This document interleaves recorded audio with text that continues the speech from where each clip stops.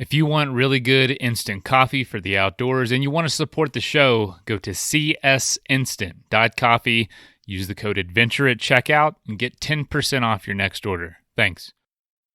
That's actually been a huge struggle because I'm really rocking the boat suggesting something that's never been done before because I strongly believe that the 2 pounds of food per day rule is a really bad way of planning because there's so much variety that can dump into 2 pounds of food.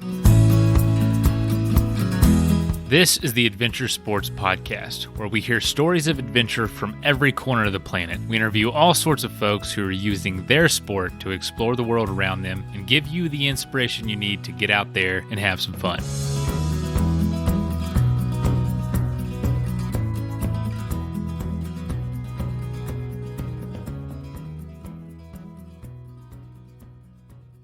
For most of the folks that we have on this show, the adventure that we talk about in the episode is usually, a pivotal moment in their life. I know for me, when I was first on the show, we were talking about my first trip and how just different I was afterwards. It really changed everything about me, my values, my whole trajectory, honestly, my career, everything. It even changed my major in college. I literally switched because of the things I learned on that trip.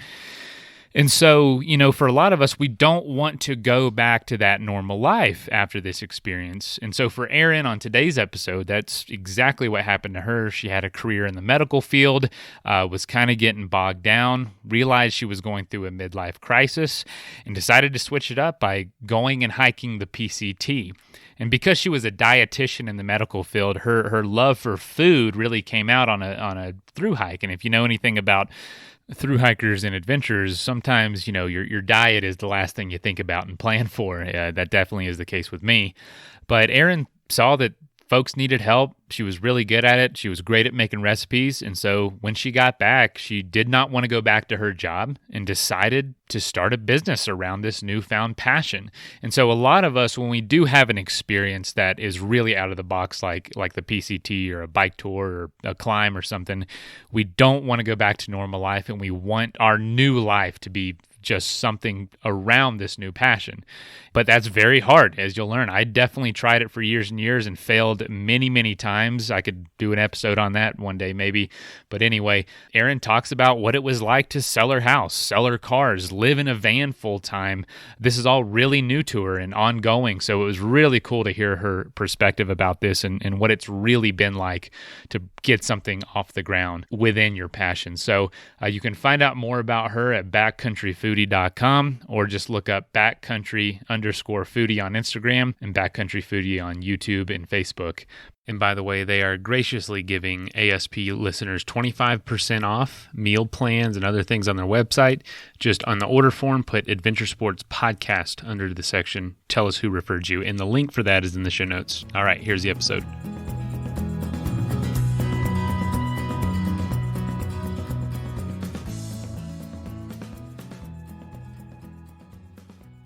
Like you just mentioned, you're in a van in New Mexico and you just did a hike. And so is this kind of your life, living out of a van and hiking where you want to and traveling around the country?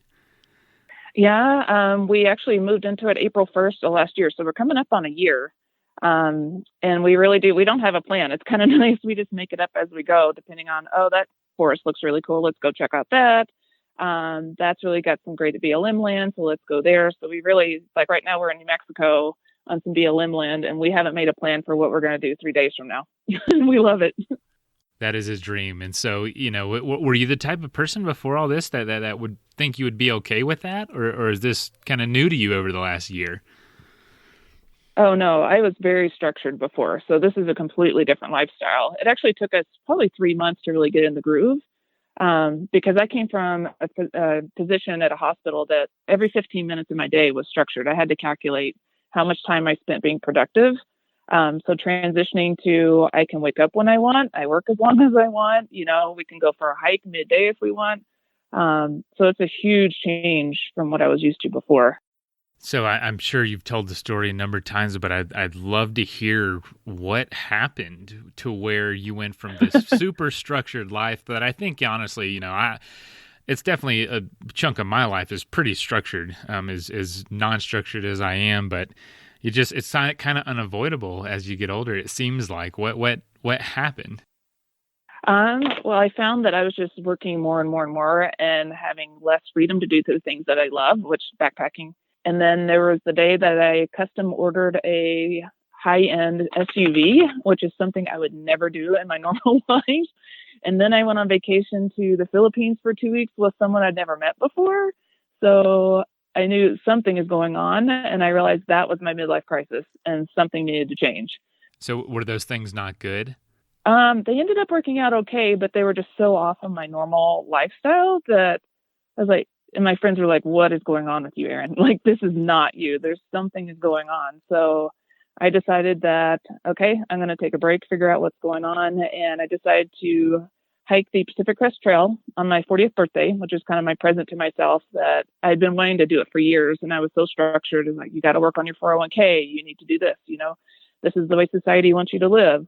And I was like, you know what, I'm taking a break. And my boss at the time said, well, I'm sorry, you're going to have to leave and not be able to come back. So that was a huge leap for me after being in such a secure position. I was there for almost 10 years. So I was scared, but I was like, something's got to change because I'm not in a good place right now. So that's when my long distance hiking career, I guess you could say, started. Was it March 26th of 2017?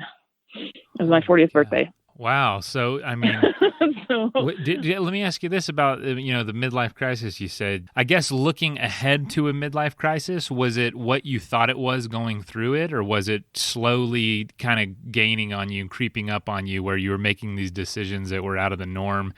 Is it clear now looking back, or did you see it coming? At the time, I didn't see it coming, and I didn't really ever think of having a midlife crisis myself because I was like, I've got my life together. I had a house, I had a job, like I had all those things you're supposed to have at your age.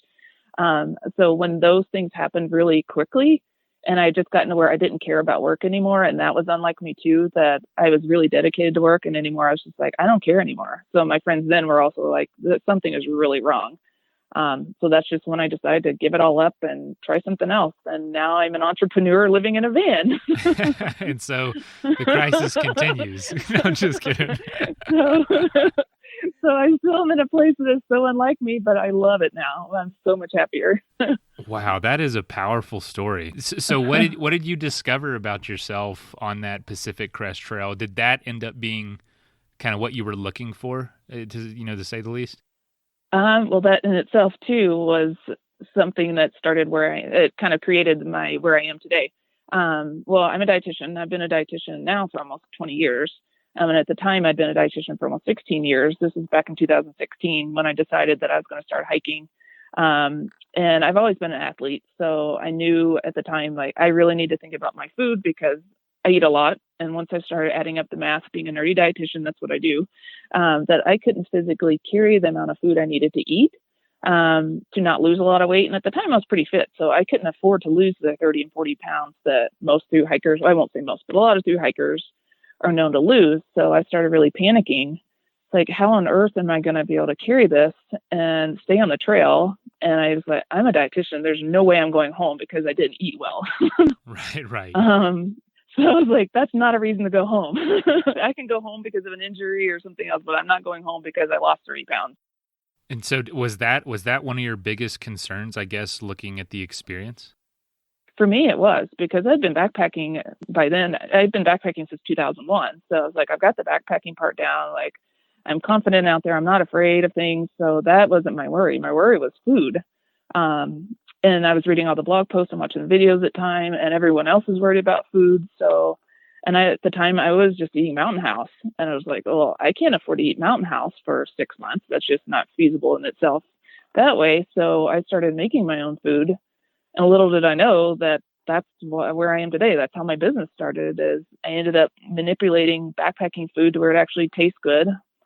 It doesn't require a lot of water, which is really helpful when you're in the desert. You can make it in 5 minutes or less on trail. So when you're starving, like, it's done. You're not sitting there simmering noodles for 20 minutes. It's super high calorie. It's a lot of nutrition. So at the time I was like, oh, this is just something I'm doing for myself. But since other hikers started following me on the trail, hoping I would leave my food in the hiker bin so they could eat it. So you started gaining a reputation, out on the trail. So I had a reputation. So And at the time, I'd never had an Instagram. I didn't even know what Instagram was in 2016. So people were like, you really need to start an Instagram account. So I started having people following me literally on the trail because I would post pictures of where I am and what I was doing, hoping I would leave things behind. So yeah, so then I ended up, that was that season. And then after that, people throughout the season was just like, you've really got to do something with this. Like, we're struggling too. How can you help us? So that is now a few years later turned into my own business of now I've written a cookbook for backpackers, and we now have an online service for recipes for backpackers. So that's kind of how that ended up the new job career as a backpacking dietitian, which is something you don't learn about in college. No, So not at all. I just made it up. Wow. So let me ask you this, you get back from the PCT, you had made all this homemade food and you got this reputation. How long did it take you to start putting this together? You didn't have a job to go back to, so did the idea start forming while you were on the trail? Obviously you have a lot of time to think. Right. And I have to clarify too, I didn't finish the PCT. I ended up injuring out because of a shoulder injury of all things. So at least I didn't go home because of my diet. I went home because of something else. But yes, so along the way and getting feedback, it was really kind of fun because I would interview other hikers about their food and they're like, oh yeah, I know the Backcountry Foodie. So then by the time, and that's what my business name is Backcountry Foodie. So then by the time I got home that season, I also ended up on the Appalachian Trail that season too, once I rehabbed my shoulder. I just started thinking about what can I do with this. So when I got home, my boyfriend at the time, now husband, was willing to, you've got something here. I can support you. I'll keep working. Let's figure this out. So again, being a dietitian, I had zero knowledge of web design or marketing or how to form a business. So it was really hard figuring all that out on my own. And fast forward, now he's since quit his job and is doing all that for me because I was still struggling for that. So that's kind of where all of that came about. The business part is we've just kind of figured it out on our own. Is that the way you recommend doing it? I guess that's the only way you can do it, huh? No. It was rough. And I just watching as many webinars as possible. And I spent so much money trying to figure out how to start a business and not knowing that. Luckily my husband had been working kind of more in the corporate area and the business management and that kind of thing. So he had the knowledge that I wish I would have had when I started. And he quit in March of 2019, just before we moved into the van. And just in the amount of time that he's been helping me, we're so much further ahead than I was when I struggled from 2018 all the way through 19. So if you have access to somebody with that kind of knowledge, it'll make it so much better. Yeah, absolutely. Well, that's so many interesting things. So I imagine, I meant to ask you this. I imagine that when you were hiking on the trail, you got to, where you were camping for the night. Maybe there were other people. I'm sure you saw some pretty atrocious meals being formed by the other thru hikers. I'm sure you were just disgusted by a lot of folks, huh? I'm trying to remember. I think I was in Warner Springs, and we actually had kind of almost like a food party to where everybody dumped all their food out on this table. We're like, look at what I'm eating, and look at what Aaron's eating. They were wanting to trade. They're like, Aaron, what can I do with mine to make it taste better like yours? And I will never forget this one poor guy had fixed all 6 months worth of food, dehydrated. I mean, he had all these things, but he never put salt or herbs or anything in it to make it taste good. So he was just eating dehydrated fruits and vegetables and some oatmeal. And I was like, oh, you're never going to survive. He ended up doing really well. I don't think he finished, but he ended up doing okay. But yeah, no, that happened all the time. Is I would get in to do resupply and everybody would be hustling around the grocery stores, picking up their Pop-Tarts, and honey buns. And I'd be back at the, let's say, hostel or wherever we were. My food's already ready, sitting there going just in my backpack while I'm kicking up my feet. Jeez. So you really have figured something out. I've done a lot of bike packing mostly, and I'll tell you, it's very similar. You're out there on a trail or on a road and get to the end of camp. I'll tell you one of my meals that I've made for years. Oh gosh, I'm embarrassed. It's instant mashed potatoes, a packet of ramen noodles, and a can of tuna, and all mixed together. Oh yeah, And that's the ramen bomb, right? no, the ramen, yeah, there you go. I mean, it's pretty famous, the Uh-huh. ramen bomb, but I'd often throw Yeah. like some mustard or something in it just to give it something. And a lot of ramen bombs, and I'm sure you saw a lot of them out there with all kinds of other things in them, but that's about that's the extent of my backpacking cooking went. So I'm kind of interested to know like what in the world you do, and also the business side is super interesting too. So I don't know what you would want to talk about first. Yeah, I guess I can start with the food part first, because what I'm trying to teach people is coinciding with the business is I'm trying to provide a lot of education in a one-stop shop kind of format. Because I remember when I was trying to figure all this out, you read one blog post, you watch a YouTube video, and all these things are all scattered all over the place. So I'm trying to consolidate all of that as a reliable source as a dietitian. I mean, this is what I do professionally, into one location so that you can get your recipes, you can get your meal plans, you can get everything you need to know in this one spot. So we're still in our infancy. We launched it in the beginning of December, so it's growing every single week. We're adding more and more to it. So it's going to be an enormous resource in the next couple of months. But in regards to the food itself, what I'm trying to teach people is just eat like you do at home, because your body's used to eating that kind of food, and those carbs and the protein, your body's already used to metabolizing that kind of food. So for an example, like at home, my normal breakfast is yogurt, granola, and some berries. So that's what I eat when I'm on the trail. I just use freeze-dried yogurt instead, some granola and freeze-dried berries. So I'm eating my same breakfast. It's the same. I usually make a larger portion when I'm hiking because you need more calories. But it's the same breakfast.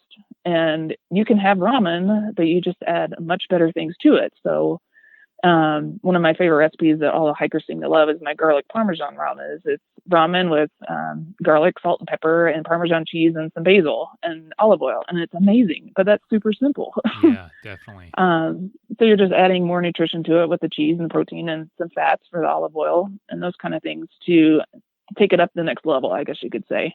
So I'm not cooking gourmet meals by any stretch of the imagination. What's funny is that I actually hated to cook prior to all this. My husband was like, "You never made me dinner, and now you make food for a living." Why do you think that is? I don't know. It's a different style of cooking. It's mathematical. And again, I'm a real dietitian nerd. So I love the math of figuring out like all the nutrition in it and like vitamins. And that's not something I worried about on a daily basis for eating dinner at home. So this is more like it's an athletic thing. So I know it needs to meet the certain needs for me to be able to perform well on trail versus just coming home and having mac and cheese for dinner.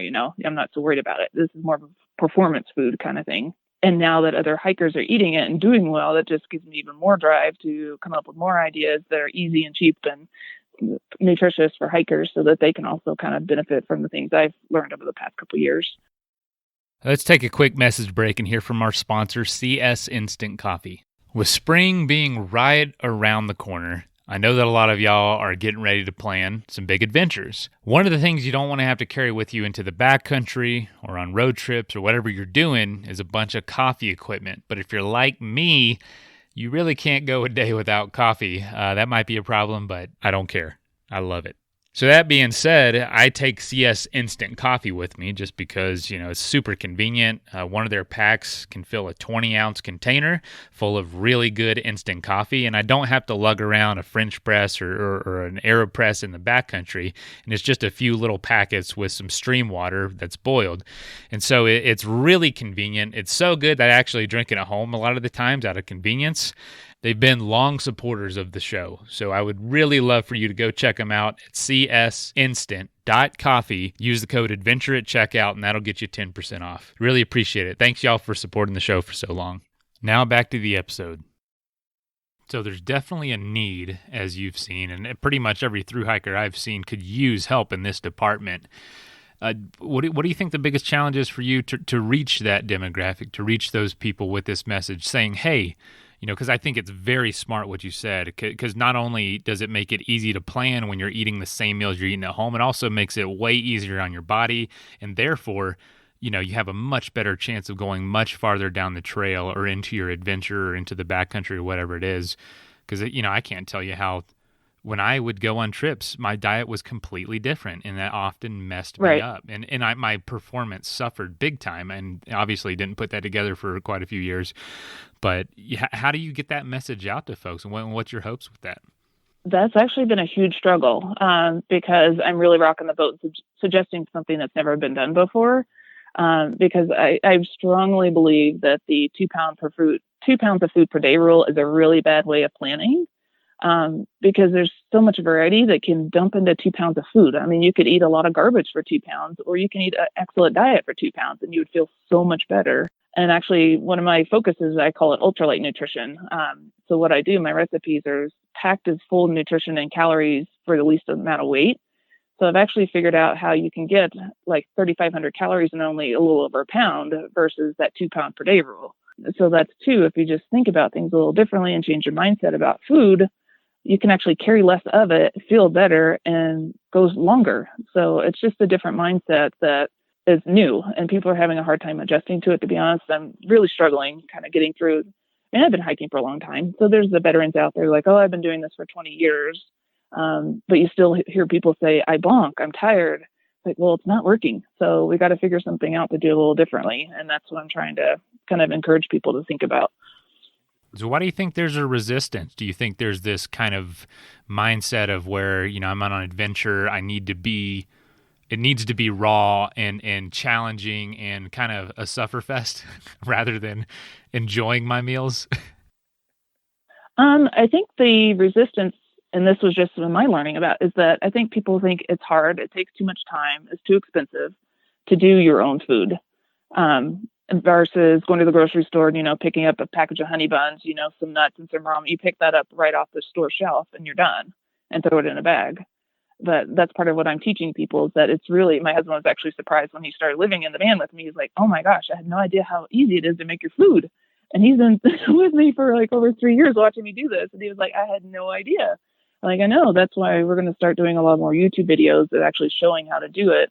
And hopefully that resistance to the idea is going to diminish, because I think once people realize they can actually do this and realize that they're going to feel better, it's not as expensive, then I think it'll take off and people will be a little more interested in it. I don't know that it's so much that, oh, this is the way it is and I want to be sufferfest, because I don't particularly want to suffer if I don't have to. Right. Yeah, absolutely.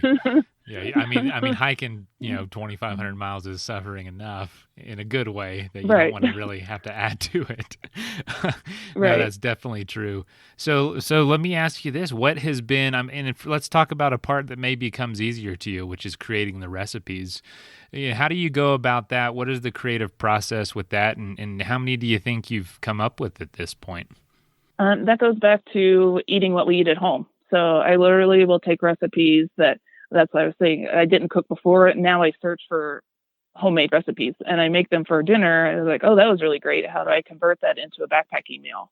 So now I actually do cook quite a bit for dinner and lunch at home. That's how I get most of the ideas, because when I look through, I have 30 cookbooks for backpackers now. I've collected a lot of them. And in reading those, it's just a similar kind of recipes. They're the mashed potatoes, the rice, the ramen and those kind of things. And they don't satisfy me. So I've taken a step back and I'm just making homemade food and then figuring out how to convert that into backpacking. And it's working. So if I'm not willing to eat it at home, and some of our recipes we actually eat at home for lunch. Like we have a quinoa and black bean Frito pie that we've eaten for lunch. And I've got a chickpea and dill salad that we eat for lunch. And then there's the time the garlic parmesan ramen, we'll eat it for dinner when I don't feel like cooking. So you guys live in the van, and so your kitchen's pretty small. Do you think that helps you create these recipes because you're kind of, confined by space and resources, just like you would be out on the trail? We actually specifically designed the van for my kitchen. I've never heard anyone say that. Yeah, I know, right? No, that was actually, we spent a lot of time developing the kitchen in here because of knowing what other vans look like, their kitchens, their sink. I was like, oh, that sink is not going to work. So I have a 21-inch long sink. It's 10 inches deep. So I can actually put my dehydrator trays in it. I'm looking at it right now. And our countertops, I think 23 inches deep, and most of them were 19. And it's, I don't know, I think it's close to 4 feet long. And then our table actually spins around and can make an L-shape kitchen. So if we're not sitting at the table, then we can actually rise it up and it's the same height of the kitchen countertop. And then all the drawers are specifically designed to be able to hold all my gear. So yeah, and we have a refrigerator that's the size of a dorm room refrigerator, which is unheard of in a van too. So it didn't leave a lot of space for other things because I needed a kitchen. But it's working really well. I haven't gone without anything. And going back on the answer to your question for number of recipes, I have well over 200, probably getting close to 300 that I've developed. Oh, wow. Yeah, you can have almost pretty much have a new recipe every day on the trail and never make the same thing twice. Right. I only eat my new stuff now. Like, I don't eat any of my old stuff. Oh, man, that's awesome. So, are you able to share any advice with folks who are out on adventures or planning one? Is there any, maybe just basics they should have with them that maybe some folks don't think about as far as the ability to make a bunch of different recipes with just a few items? Well, nuts in particular is a really good source of fiber and calories and fat and protein. So I tend to add a lot of nuts into everything because you don't necessarily always notice they're there as long as you chop them up really well. So those are really good to have in just about everything. Whole milk powder you can add to just about anything to add some more protein and calories that way. I use a lot of coconut and olive oil because of the fat's high calories, but it's also a slow burning fuel. So if you're going to have the ramen, if you add a little oil and make it more like a pesto, you're going to have more energy for a longer period of time. Not going to crash after having the carbs from the ramen. So even just adding a little fat to your meals is going to help you stay stronger a lot longer. Fruit and everything. I mean, there's a lot of things that you can actually go to the grocery store when you're resupplying. If you stay away from the processed food aisle, there's actually a lot of things you could use. Is there anything you're trying to nail down like recipe-wise that you haven't been able to figure out yet, or is it not too much of a challenge for you to create new things? It's actually not much of a challenge anymore because I'm just like right now, I think I have 50 in the lineup that are ideas that I just need to work on the numbers and kind of get them going. So I'm just constantly thinking about, like I said, I'm on All Recipes as a website I use all the time. I'm just constantly surfing through there like, oh, that sounds really good. Let me figure out how to make that as a backpacking recipe. So what I end up doing is I never use rice. I never use tortillas. I never use mashed potatoes because those really have very little nutritional value for the amount of weight that you have to carry on your back. So I convert all that to rice is usually a couscous or quinoa or lentils. Tortillas, I usually use pita chips instead. For like hummus or those or dips, I use a lot of bean dips. I have a really amazing black bean dip that's delicious. So that's kind of how I convert homemade stuff into backpacking things. And so you mentioned that it doesn't take a lot of time either to make these recipes. Is there any sort of tricks you use or any sort of things you're doing that's no magic's involved, of course, but preheating, you say it's all kind of ready in your backpack. How does that work? How have you figured that out? Well, I primarily, and this is based on through hiker request, use dry ingredients-based recipes. So they're all just dry ingredients you can either order online or get at the grocery store. So it's literally, let's say you need to make 10 servings of something. I line up 10 containers or bags, and you just do scoop, scoop, scoop. So you do a scoop of milk powder in all 10. Then you do a scoop of, I don't know, dried cherries or something in all 10. So you're just doing these really quick assembly line kind of things. So you're not actually having to make meals like one at a time if you don't necessarily want to. You can make a whole season's worth at once because they're shelf stable for a whole season. So that's usually what I recommend people doing is once you get all the ingredients out, just go ahead and make a batch of them. If you know you're going to be going out at least a couple weekends during the year. So then you don't have to think at the last minute of like, oh, shoot, I got to go to the store. You just pull them out of your pantry and they're already made. So actually I recommend for people to do is in the winter months when it's gray and ugly outside is go ahead and make your food for the spring. And it's all ready to go. Yeah, it actually can get you in the mindset of getting ready for your adventure, what I mean? Looking past the gloomy days and saying, something, there's something to look forward to. I'm making the meal for it right now. Right. And it's already done. So then you don't have an excuse of like, oh, shoot, I haven't gone to the store. I don't have any food to eat. Okay, now I'm going to get the ramen and pasta or, whatever the traditional hiker foods are. You've got all that good food already ready to go. So are these meals, since they are nutritionally, adequate and highly nutritious, very good, is this something that could work for someone who has a busy life and just could use this in normal life? Would you recommend that?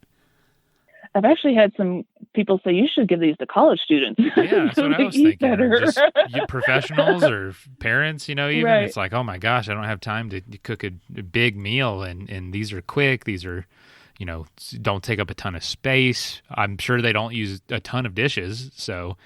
No, not at all. They're all one pot. You just dump all the ingredients in one bowl, stir it up, and you're done. Oh I purposely do it that way too. Yeah, it's pretty amazing. I'm pretty proud of myself because I really love what I do now. So this is such a change from where I was before that I'm happy to work 10 and 12-hour days now. And I don't think different about it. Like before, I would just trudge through the day at my old job. So yeah, but yeah, going back to, I mean, busy people, you can have them in your desk at work. You could have them in your car because I do a lot of trail mix, believe it or not. That it's so much better to make your own than buying the stuff in the store that has all the food coloring and, all the preservatives and that kind of thing. So they're just ingredients. You can go to like a store with a bunch of bulk bins and you just, get food out of the bulk bin, mix it together and you're done. And then you've got trail mix for several weeks. And then I've just figured out all the numbers to where it's actually nutritious and not just full of processed sugars and that kind of thing. How do you present this information on your website? How do people, acquire these recipes? Because for me, I am not someone that thinks about the nutritional value, or I don't know. My brain just doesn't work. I'm hungry. I need something to eat. How do you ensure for folks like me that this stuff is nutritional? And how would I know that? Do you send do you buy the cookbooks, or there's recipes you buy? Like, how does it work on purchasing it from you? Well, we had our first cookbook that I published back in 2018, but I've actually improved upon it quite a bit because those were all based on my thru hiking recipes. And I've got quite a bit of feedback from hikers saying the weekenders don't necessarily need 1,000-calorie meal. So right. I've since redesigned those. So now on our webpage, we have a recipe and meal planning membership, I guess you could say, where it's all online. So all of our recipes are online. You can get them from your mobile phone. So if you're at the grocery store and like, oh, shoot, I want to make this, but I forgot, what ingredients I need. You just pull it up on your phone and you've got your grocery list right there. So those are all there digitally. You can say they're all PDFs, so you can print them off and put them in a cookbook if you want them, or you can just keep them. The membership site is yours, so you can log in at any time that you want to get in there. And we drop in new recipes every single week, so it's constantly growing. As I make them, you're getting new ones. So that's awesome. Do you find where the van is parked inspires the type of recipes you're cooking at all, or is it just basically what you're finding on all recipes? I've never thought about that, but I don't think so. If anything, where we're parked, if the weather is bad, it makes it harder because I can't keep the doors open. So okay. that might, because when I do cook, I have two 30-gallon totes, plastic totes that have all my ingredients and my gear. So that usually takes up the floor space and the front seats and the bench. So that doesn't leave much room left for Chris. So when it's raining, then that really kind of cuts it off because usually I can keep the door open and it kind of opens up the place a little bit. So if anything, I probably do less development on rainy days just because we're more confined. But the different types of recipes, I wouldn't really say is van dependent. Yeah, we love it. We really do. I'm actually nervous about moving into a house, to be honest. Are you guys planning on it, or are you going to stay out there longer? We're not sure yet. That's another one of these. We don't know yet what's coming next. Our next big thing we're actually thinking about, because we've gotten so many requests, is we're thinking about making and selling the food, because there are so many people that do want to eat better, that do lead extremely busy lives and that kind of thing, that they would just rather, Aaron, I know I could do this myself, but I just want to buy it from you and be done. So we're actually doing a feasibility study right now to see if that's something we could do. If it's realistic. So if that does happen, then we are going to have to find a new home. We don't know where home is going to be yet. So that would slow us down. But otherwise, I think we're just going to keep moving and doing what we're doing until we figure out what we do want to do next. Because right now it's working. So are these just people in normal life ordering from you, or are these people you're sending caches to on the trail? That's kind of my dream job, is that if I were to buy or make and sell the food, is I would love to do through hiking resupply boxes. So right now people are just buying the recipes and doing it themselves. So if we can figure out how to do it ourselves and sell it, then yeah, my through hikers, that's what I would really focus on, is helping these guys out. Whatever trail they're on, whether it's Florida Trail, Arizona Trail, whatever trail, John Muir, PCT, AT, helping out all those guys, because I've been there and I know exactly what it's like, and it's a hassle. It takes time, especially for that long a period. So, and if I can do what I love to do and help out those people and make it easier on them, then that would be like a dream come true.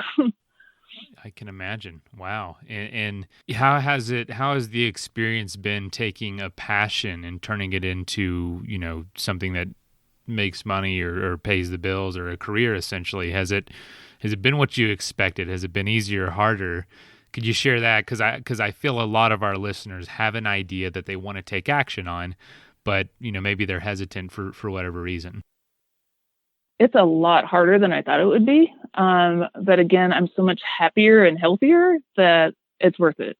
We're still not making a lot of money. We're still living, I'm going to be honest, we're still living off of our savings right now. Things are picking up, so we're getting there, but we're just so passionate about what we do that we're not going to give up, at least just not yet.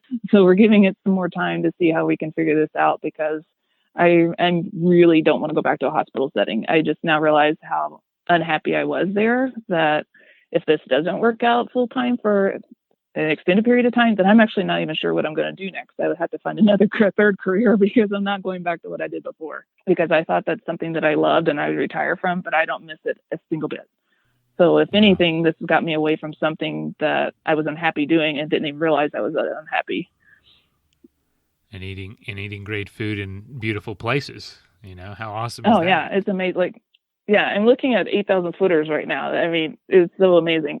We didn't get to Summit today because I didn't think I'd get back in time for the podcast. So, but we might try. Yeah, I was like, we should probably turn around, because we're going to move a little slower than I think we are. So we should probably turn around.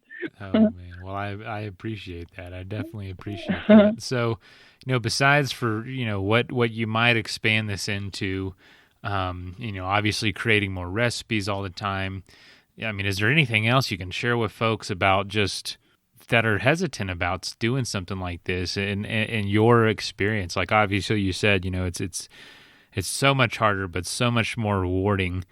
I mean, do you wish you'd have done this sooner? Do you think this was the time it needed to happen for you? I think it was really the time that it needed to happen, because like I said, I think I was just kind of in this rut for a while and not really realizing. At the time, I had no idea what I would have done next. So I think it really took all of a sudden coming together and making the decision to make the leap to do this.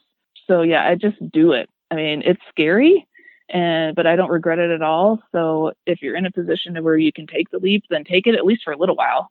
Then if you're in a position that you could go back to where you were, if that's a secure place, then you can always go back. Because what I tell a lot of people is there's always another job. There's always another house. We sold both of our cars. There's always another car. So I think it's worth it once you realize like how happy you could be on the other side, then to go for it. I think you shared something really interesting there that I don't hear a lot, is even if it's for a little while. I feel like a lot of times we can't jump into something like this unless we know it's going to be permanent. And I think that scares a lot of people to say, well, I don't want to go out for a year and fail, because it feels like failure. And to someone like me, it's like, no, you didn't fail. You did it. You did it for a year. You know what I'm tried saying? It. Yeah. Yeah. You tried it. And right. Coming back is not the same as never leaving, Well, even like I was just saying, is that I never would have realized that there are other things out there that I would enjoy, because I was so dedicated to this particular profession at the time that I didn't even consider. I did the same field of nutrition for 16 years. I never did anything else. And I'm so glad that I did this, because now I know that there's other things out there that I would enjoy doing. Wow. So what would you say to yourself, maybe 10 years ago when you were in the middle of that? What could you start doing then to help maybe alleviate some of that frustration or some of that, tunnel vision, because a lot of folks just are not going to be able to do this, but I want them to have something they can, an action they can take. What would you have done, you think? Well, had I have known it was going to happen, I would have saved money a long time ago. I would have really set aside some money, knowing that, okay, here's my deadline of when I'm going to take this leap, that I need X number of dollars saved. So I probably wouldn't have, done a few extra things that I spent money on. I would have definitely saved money. I would have probably done some more research on business to know how hard it was going to be ahead of time, rather than just jumping and not having a clue. So if you're thinking business, just kind of start taking those webinars that are free. I mean, there's so much stuff out there you can do that doesn't cost anything. So without even really dedicating a lot of yourself to that leap, then you could start kind of doing some background research, just to kind of get a feel for what you're getting yourself into. Like, I just love that, knowing it, even if it's not forever, you did it and it's worth it, and you're there right now and enjoying it, and no one can ever take this away from you, no matter what. So that's right. That's inspiring. Well, just in this last year, I mean, we now go on coffee walks. We actually found that we were falling back into our old patterns and not getting out and doing anything, because we're so dedicated to the business. We were like, we're in a really small space. You don't even walk to the bathroom. I mean, you don't walk to the kitchen. You don't walk down the hallway, because we're in 60 square feet. So you don't move at all. And we caught ourselves not being physically active. And that's something that's really important to us. So now our morning walks we take our coffee and we go for a hike every morning. And it's amazing. And that's something I never could do if I lived in a house or in my old situation, is that now we're exploring all the country and seeing these beautiful places that I never would have seen before. So, I mean, that's why we're a little nervous about like settling down, because that thing that we're getting to enjoy right now would come to an end. Yeah. You know, I think that you said you guys were getting in a rut even in the van. Isn't that interesting? Like you just uproot everything, get in this brand new setting in the same. If you don't internally like make it the decision in your mind, any setting can become the same rut for you, no matter where it is. I've seen it all the time. I've used to live in some of the most beautiful places in the world, and people were just in the rat race as if they were on Wall Street, you know, in the middle of Yosemite Valley. And it's like, how do you allow that attitude to come to a place like this or into a career like this? And it really, you know, that's fascinating you say that. Well, we were actually really surprised. I didn't expect that to happen, to be honest, because I was like, oh, we're going to be in Yosemite, like you said, Yellowstone. We're going to be on all these amazing places. We're going to hike all the time, you know. And we caught ourselves and we're like, we never take a day off, because we were constantly focused on, we got to get the webpage done. You know, we got to do marketing. We got to do this and we got to do that. And it's just like a typical job. And our friends and family are like, oh, like what backpacking trips have you been going on? I'm like, actually none. And they're like, how many miles have you driven? About 25,000. They're like, what is wrong? So we're actually doing the 52 hike challenge this year for that very reason. Okay. And that's a hike every week, correct? Right. Or at least 52 within the year. But ideally you get out every weekend or week. Okay. And do one. So because we're not able to, I love through hiking. It's something like I wish I could do every single year, but we just can't take that kind of time off this year. So we dedicated the 52 hike challenge to make sure we get out every single week. You know, even if it's just for a couple miles, we're going to get out and enjoy the things that we love and take a break from the screen. So yeah, we're completely mobile. So we're on our computers all day long. So we really don't move unless we make an effort to get outside. And again, we're in these beautiful places. So it's like, why aren't we outside? It's gorgeous here. I might sit in my chair outside. That is important. You know, I've heard so many people say, you know, I relocate or I change a setting, but nothing changed because I didn't make that change internally, saying I'm going to make it different now. I'm going to make my routine different.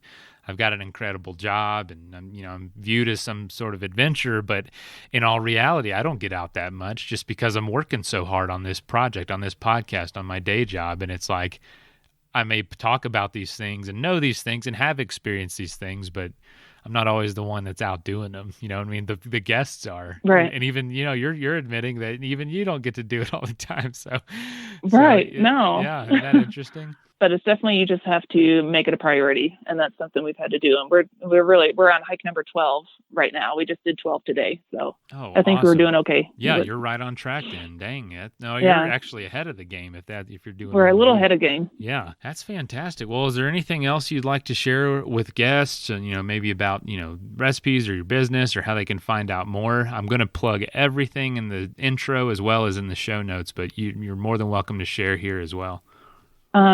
Yeah, well, I guess you can find us pretty much on all social media. Again, our business name is Backcountry Foodie. You can find us on Instagram, Facebook. We're getting ready to start up YouTube. We've got a few videos that people seem to really love. So just this week, actually, we're going to start filming every other week and just doing really short clips, frequently asked questions kind of thing. So just to give you some really quick tips. And then I have a blog. And then, of course, the recipe membership site is on our webpage. So we're all over the place. If you need something or email me, I mean, I truly love doing what I do. So you can feel free to reach out to me anytime too. You guys just started, like you said, you're growing. You're going to be growing like crazy, especially going into the hiking season. I know folks are going to be finding out more about you. You're going to create a division this year between thru hikers of like amazing meals and then just, you know, eating honey buns all the time. And it's going to be this thing on the trail. I know it is. And word's going to spread like crazy. So I'm excited for y'all. I hope so. Yeah, absolutely. It's going to spread and thru hiking's just growing, you know? So, and obviously those folks know how to communicate. So it's going to be, you guys are hitting it right at the right time, I think. So I'm excited for you and just see where it goes. All right. Thanks, Mason. Appreciate it. Cool. Well, have a great night and we'll talk soon. All right. Thanks. First of all, thank you so much for listening. It means the world to us that you choose to listen to this show. If you'd like to help us further, you can leave a review on iTunes, share us with your friends, your family. It goes a long way to grow in the show. You can also support us financially through patreon.com/adventuresportspodcast. Link is in the show notes. And also, if you have an idea of who could be a good guest for the show, we're always looking for people to tell their story about the outdoors or adventure. So if you know someone, please reach out. Email us at info@adventuresportspodcast.com. And until then, get out there and have some fun.